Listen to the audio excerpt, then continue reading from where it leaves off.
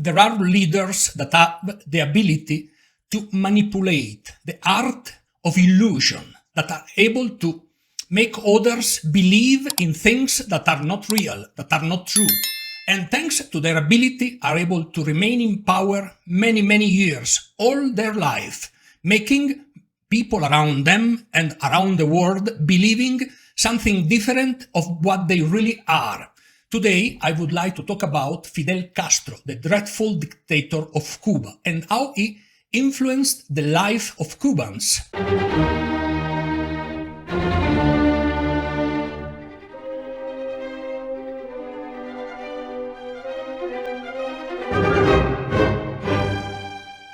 Before starting analyzing Fidel Castro, we have to spend some words about Fulgencio Batista. Batista was also a dictator and with opposite skills of Fidel Castro.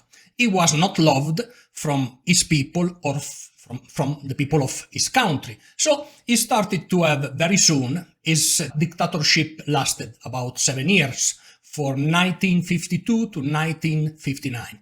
And he started to have a strong opposition from the guerrilla led by Fidel Castro, but at the same time, inside the army, he had also some sort of turmoils and opposition. So, after 7 years as a president of Cuba, he abandoned the island and died after a few years in Spain. Now, Fidel, that was leading the guerrilla, was able to take power. During that time, but you have to think about that it was the years of the Cold War between Russia or the Soviet Union and the United States. So Cuba was under the influence area of the United States. So the guerrilla was able to take power, and so Fidel Castro, also thanks to the fact that had some support from the CIA. Having said that, he took power, and Americans expected from Fidel to see a new leader able to implement a change in Cuba, a liberal reforms, a modernization of the island. But actually happened exactly the opposite. Immediately he took power, he started to seize industry from the United States, land from landowners, and Americans and Cuban learned immediately that the initial speech of Fidel Castro was completely different from his acts.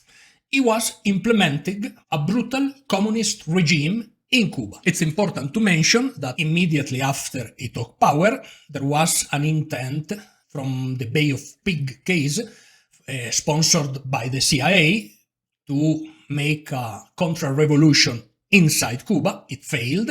After, in 1962 also, America was close to a nuclear crisis because the Soviet Union was shipping nukes to Cuba.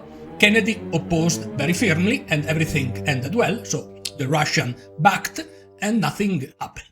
One of the reasons that had been used by Fidel about his incapability to run economy was the fact that he received sanction from the United States. That is a poor excuse. Why is a poor excuse? Because there are countries that have been sanctioned and despite the sanction are able to succeed economically.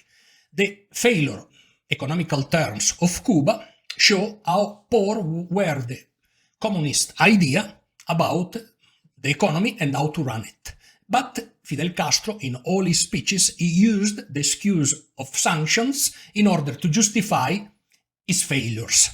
Having said that, it's important to mention that what happened really to Cuba and why I consider the Cuban case one of the worst regimes in the history of the Americas. I will explain you why. First, there have been about a little bit more than 7,000 deaths that have been killed by the regime, plus an endless number of political prisoners within the jail system in Cuba. All these prisoners suffer torture and all kind of misact from the communists that had the power. But at the same time, we have also to consider an enormous amount of displaced people that had to flee Cuba and to go to the United States to build up a new life. We talk about the more than 2 million people left Cuba. We talk about 2.5 million, maybe That's the exact number. That represent around 25% of the Cuban population, which is a very important number.